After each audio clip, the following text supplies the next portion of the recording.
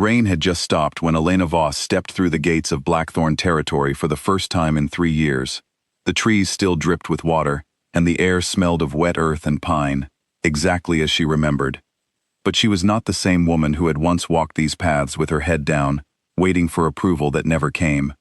She walked now with her shoulders straight and her chin lifted, and the guards at the gate straightened when they saw her, not because they recognized her right away, but because something about her presence demanded it.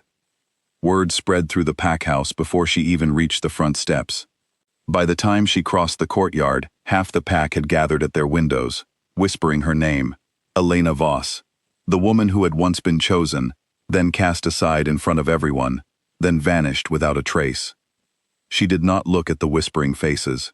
She kept walking, her boots steady on the stone path, until she reached the great doors of the pack house. They opened before she could knock. Alpha Damon Blackthorn stood there. He had aged in ways that had nothing to do with time. His eyes were tired, his jaw tighter than she remembered, but he was still the same commanding figure who had once ruled her heart completely. For a moment, neither of them spoke. Then his gaze dropped, almost involuntarily, to the side of her neck. There, clear and unmistakable, was a mark. Not his mark, another Alpha's mark. Something in Damon's face changed, like a door quietly closing on a room he had never truly left. "Elena," he said, his voice rough, "you came back." "I did," she said simply. "Not for you. For the treaty." She stepped past him into the hall, and Damon turned to watch her go, feeling something cold settle in his chest that he could not name, though deep down, he already knew exactly what it was. 3 years earlier, Elena had stood in this very hall, waiting to be presented to the pack as Damon's chosen mate. She had loved him with the kind of certainty that only comes once in a lifetime, the kind that does not ask questions or demand proof. She had believed, foolishly perhaps, that love alone would be enough to secure her place beside him. But the pack council had other plans. They whispered in Damon's ear about bloodlines and strategic alliances, about the importance of choosing a mate whose family could strengthen the pack's standing among the other territories. Elena, an orphaned wolf with no powerful family behind her, was seen as a liability rather than an asset. Damon, young and desperate to prove himself worthy of his father's throne, had let their voices drown out his own heart. In front of the entire pack, during what was supposed to be their bonding ceremony, he had rejected her. The words had left his mouth before he could stop them, formal and final, the kind of words that cannot be unspoken once released into the world. Elena remembered the silence that followed. She remembered the way the pack had looked at her with pity, the way her chest had felt like it was collapsing inward, and the way Damon had not even been able to meet her eyes as she walked out. She had left that night and never returned, until now. The Ashford pack had taken her in during the hardest months of her life, when she had nothing but a broken heart and a fierce determination to survive. Alpha Kian Ashford had been the one to find her, exhausted and injured at the edge of his territory, having run for days without rest or direction. He had not asked questions. He had simply brought her inside, tended to her wounds, and given her space to heal. It had taken a long time for Elena to trust anyone again, let alone allow herself to feel anything close to affection. But Kian was patient in a way she had never known a leader could be. He did not pressure her. He did not demand anything from her. He simply stayed, steady and constant, until one day she realized that the warmth she felt around him was not gratitude alone, but something deeper. When Kian finally asked to claim her, months after the mate bond between them had grown strong and undeniable, he did it quietly, without ceremony or spectacle, in the garden behind the pack house at sunset. He told her that he did not need a title or an audience to know what she meant to him. He only needed her. Elena had cried that night, not from sadness, but from the overwhelming relief of finally being chosen for exactly who she was. Now, standing in Damon's territory once again, she carried that mark with quiet pride. It was not a weapon, though it certainly felt like one to Damon. It was simply proof that she had survived, and more than survived, she had found something real. The treaty negotiations began the following morning. Elena had been called upon specifically because she understood both packs intimately, having lived within Blackthorn's walls for years before finding her place among the Ashford wolves. The two territories had been edging toward conflict over shared hunting grounds, and cooler heads on both sides had suggested that Elena, with her unique position, might be able to bridge the growing divide. She sat at the long table in the meeting hall, flanked by two senior members of the Ashford Council, while Damon sat across from her with his own advisors. Kian had remained behind at Ashford territory to manage pack affairs, trusting Elena completely to represent their interests. That trust alone spoke volumes about how far she had come. The negotiations were tense but professional. Elena spoke with a calm authority that surprised even herself, laying out proposals for shared resources and fair boundaries with the confidence of someone who had spent years learning to advocate for herself when no one else would. Damon watched her throughout the meeting, saying little, his eyes tracking every movement she made. He noticed the way she no longer flinched when voices rose in disagreement. He noticed the steadiness in her hands as she reviewed documents, the absence of the nervous energy that used to follow her like a shadow.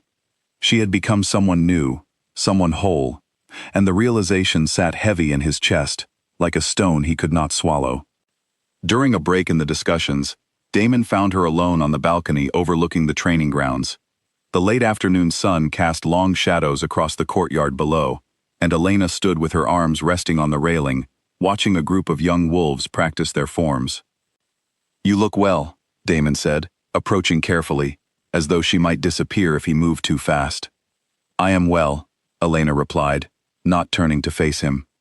"Kian Ashford," Damon said, testing the name in his mouth. "He treats you kindly?" "He treats me as an equal," Elena said. "There is a difference." The words landed exactly as she intended them to.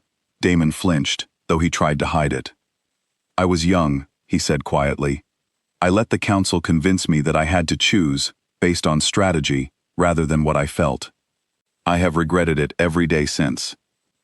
Elena finally turned to look at him, and there was no anger in her eyes, only a calm, settled clarity that unsettled him more than rage ever could have. "I believe you," she said. "I believe that you regret it. But regret does not undo what was done, Damon. You had a choice, and you chose your fear over me. I cannot go back and make that choice hurt any less than it did." "Is there nothing I can do?" he asked, his voice breaking slightly. "Some way to make this right?" Elena shook her head gently. "You do not need to make anything right with me. I have already made peace with what happened. I stopped needing your apology a long time ago, somewhere between the nights I cried myself to sleep, and the morning I realized I was still standing despite everything." She paused, glancing down at the training grounds again before continuing. "You should know that I do not hate you. I did, for a while.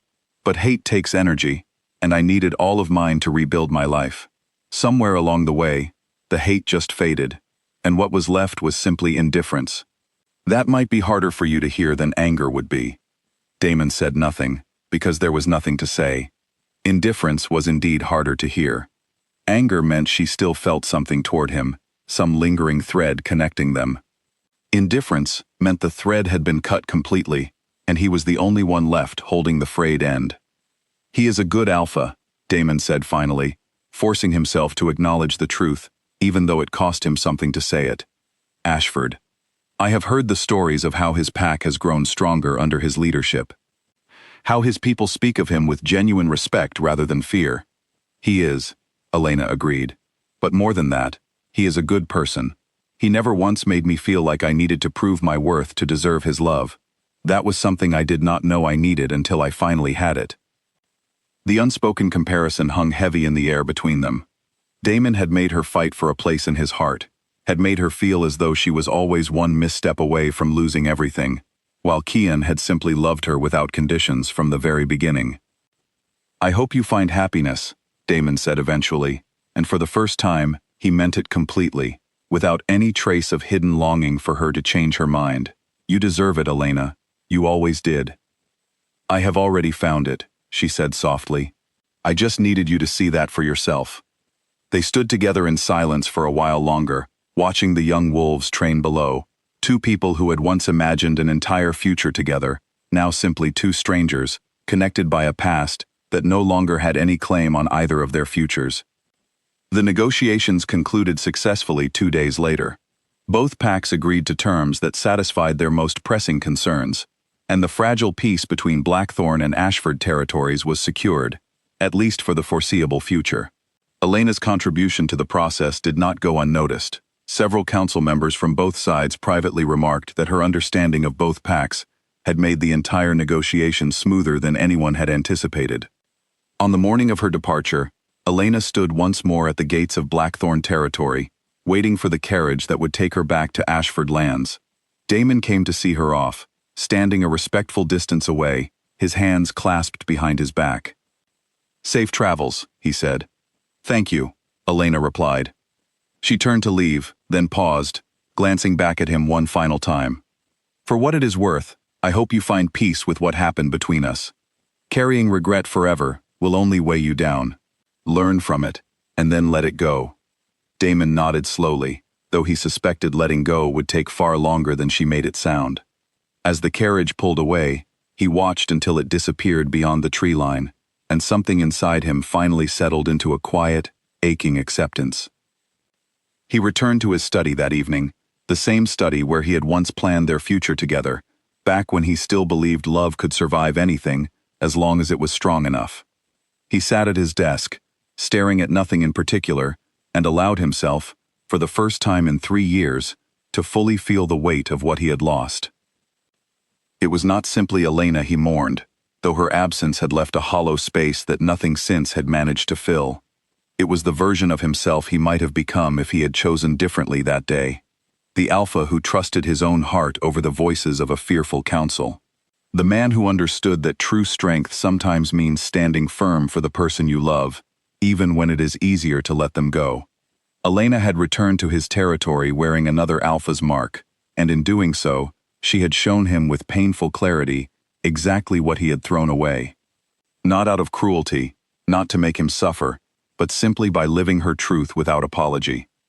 The Alpha King who had once commanded every room he entered, now sat alone in his study, finally understanding that some losses cannot be undone by power, or title, or the passage of time. Elena had moved forward, had built a life filled with genuine love and quiet joy, while he remained rooted in the same regret that had first cost him everything.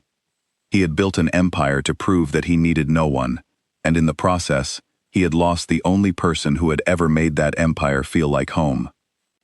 Outside, the rain began to fall again, soft and steady against the windows, as Damon Blackthorn sat in the fading light, finally at peace with a truth he could no longer deny. Some doors, once closed, do not open again, no matter how much a person wishes they could turn back time and choose a different path. And somewhere beyond the tree line, Elena rode toward a future she had built entirely on her own terms, carrying with her the quiet strength of a woman who had learned that being chosen by the right person mattered far more than being chosen by the wrong one first.